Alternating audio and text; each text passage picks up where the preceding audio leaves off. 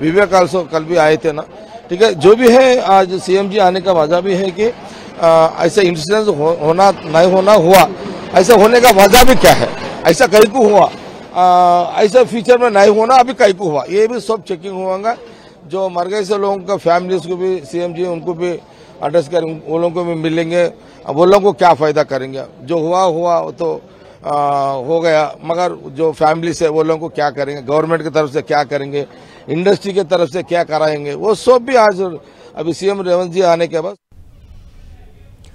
Right Kiran, అటు గుర్తుపట్టే విధంగా ఉన్నటువంటి 4 మృతదేహాలను అధికారులు గుర్తించారు కదా, మరి ఆ 4 మృతదేహాలను వారి కుటుంబ సభ్యులకు అప్పగించారా?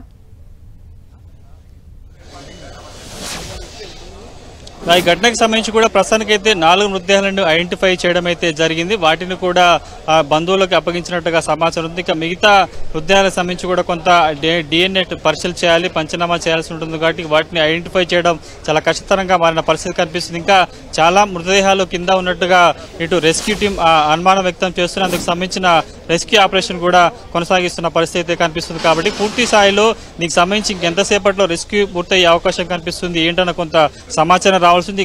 ఘటనకు సంబంధించి కూడా తీవ్ర దిగ్భ్రాంతి వ్యక్తం కావడం, ఇటు ప్రధానితో సహా చాలా నేతలంతా కూడా దిగ్భ్రాంతి వ్యక్తం చేసిన నేపథ్యంలో, ఎందుకంటే దేశంలో ఇంత పెద్ద తరహాలో రియాక్టర్ పేలిడి మృతులు చనిపోవడం కూడా కొంత తొలిసారి కావడం, ఘటనకు సంబంధించి కూడా పూర్తి స్థాయిలో వివిధ ఉత్తరాది రాష్ట్రాలకు సంబంధించిన వారే ఎక్కువగా ఉన్న నేపథ్యంలో కూడా కొంత దీనికి సంబంధించి కూడా కొంత దిగ్భ్రాంతి వ్యక్తం చేస్తున్న పరిస్థితి కనిపిస్తుంది. మరికొద్ది సేపట్లో సీఎం రేవంత్ రెడ్డి ఘటనా స్థలానికి రాబోతున్నారు. నేరుగా ఎక్కడైతే రియాక్టర్ బ్లాస్ట్ అయింది ఆ ఫ్యాక్టరీని కూడా పరిశీలించిన తర్వాత ఇక్కడ నుంచి చుట్టుపక్కల ప్రాంతాల్లో వివిధ ప్రైవేట్ ఆసుపత్రుల్లో చికిత్స పొందుతున్న వారందరికి సంబంధించి కూడా వారికి అందుతున్న వైద్య సేవలు కావచ్చు వాటిని అడిగి తెలుసుకునే ప్రయత్నం చేస్తారు, వారికి ధైర్యం నింపే ప్రయత్నం కూడా చేశారు. ప్రస్తుతానికి అయితే ఘటనా స్థలంలో నేనున్నాను.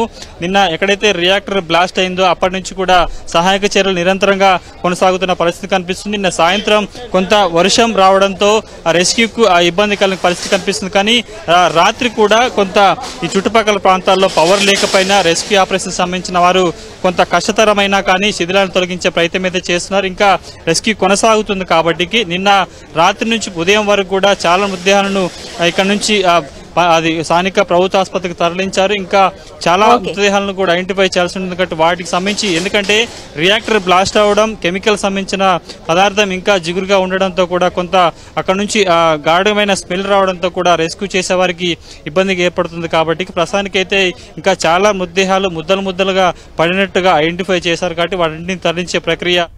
Right, thank you Kiran.